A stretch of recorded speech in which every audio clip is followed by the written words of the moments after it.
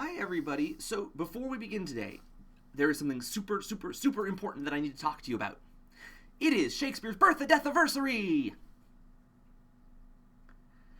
And now that you're confused as to what I just said, let's explain that a little bit. And to explain it, I need to talk about Shakespeare's life. So, today is the day we celebrate Shakespeare's birth and death. We know for a fact that Shakespeare died on April the 23rd, 1616, at the age of 52. And we know this, it's recorded, it's set in stone. What we don't actually know is his day of birth. We make an assumption that it is April the 23rd. So the question is, how do we make that assumption? How can we guess that?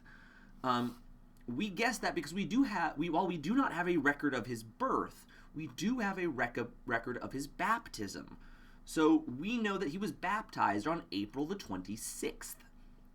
And there was a common custom at the time for babies to be baptized 3 days after they were born. So 3 days before April 26th is April the 23rd. Now, this is just a guesstimate. There is no real evidence to actually put the birthday on the 23rd, but given that baby Shakespeare would have been baptized within that first week, we know he had to have been born somewhere in this time frame. And since we don't have a specific date, why not make it the nice even round one and say, hey, he died and was born on the same day. Hence his birth and death anniversary. So, happy birthday, Shakespeare. Also, condolences on your death. We are going to continue celebrating that by continuing to look at monologues. Now, real quick thing, last little bit before I move on to today's monologue, I am going to be moving into more female monologues, partially because I've done a lot of the men, and they get boring after a while sometimes, as would most things, but also because Shakespeare's women are really, really quite cool. For Shakespeare's day, he wrote women with a lot of agency and a lot of things. Like, when we look at Juliet, a lot of people think of that, like, of a teenage girl who's fallen in love, and she really isn't. And when we look at Juliet, because we will look at Juliet, we will talk about how forward and progressive she really is for her time. So today we're looking at Viola from Twelfth Night, who is the lead character in her play. As always, the monologue is in the description below. Take a moment to pause me, read it, and come on back. So we're looking at what is often referred to as the ring speech. Now, before we get into the speech itself, I want to give you a quick recap of what Twelfth Night is all about. So we have Viola and her twin brother Sebastian, who are on a ship sailing, and the ship sinks. They both get washed up on the shores of this country called Illyria. However, each one thinks the other is dead. Now, Sebastian putters off to do his own thing for a little while and doesn't really become important until much later in the show. So let's take a look at what happens to Viola. Viola, who manages to be washed up with a sailor from the ship, she decides, hey, you know what?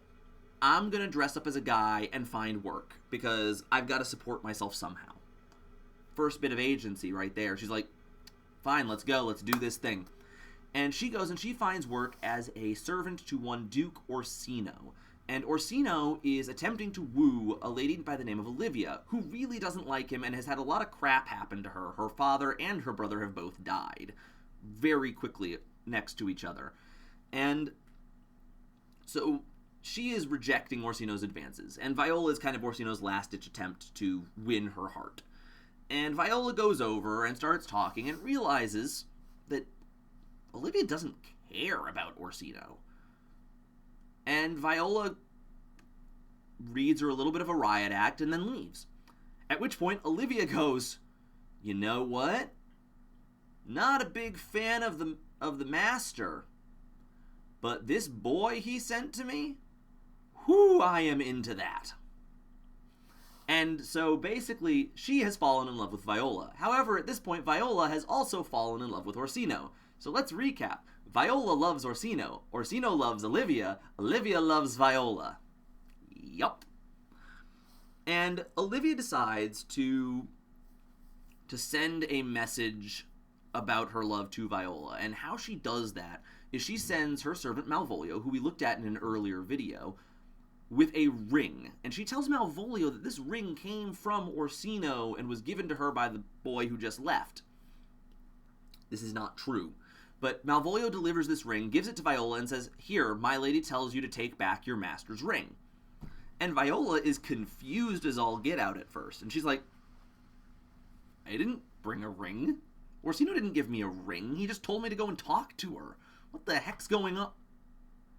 And then it hits her. And Viola puzzles out, just literally from the one clue of, the one bit of knowledge of that she didn't bring a ring to Olivia, that A, Olivia sent it with a lie, which means B, Olivia really is trying to tell Viola something, and C, oh God, this may have gone a bit too far. Because that's what Viola's going through here. She goes through this kind of step through of, well, first of all, wait, what is this ring about? Oh God, this lady loves me because I'm dressed as a man. Oh geez, this disguise may have gone a bit too far, and oh God, this is really going to be weird because I really like my master, he really likes her, and now she really likes, oh, I'm stuck in the middle. So let's take a look at poor Viola.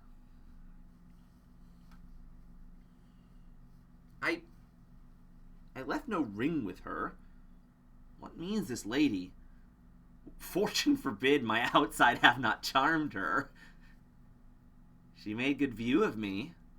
Indeed, so much that sure methought her eyes had lost her tongue, for she did speak and starts distractedly. Oh, she loves me, sure. The cunning of her passion invites me in this churlish messenger. None of my lord's ring? Why, he sent her none. I am the man. If it be so as 'tis, poor lady, she would better love a dream. Disguise, I see thou art a wickedness, wherein the pregnant enemy does much. How easy is it for the proper false in women's waxen hearts to set their forms? Alas, our frailty is the cause, not we, for such as we are made of, such we be. How will this fadge? My master loves her dearly, and I, poor monster, fond as much on him as she, mistaken, seems to dote on me. Oh, what will become of this? As I am a man, my state is desperate for my master's love. As I am woman. Alas the day! What thriftless sigh shall poor Olivia breathe? Oh, time, thou must untangle this, not I. It is too hard a knot for me to untie. Poor Viola. But luckily everything does turn out well in the end for her. So we'll be back again tomorrow for Hamlet Friday. Bye!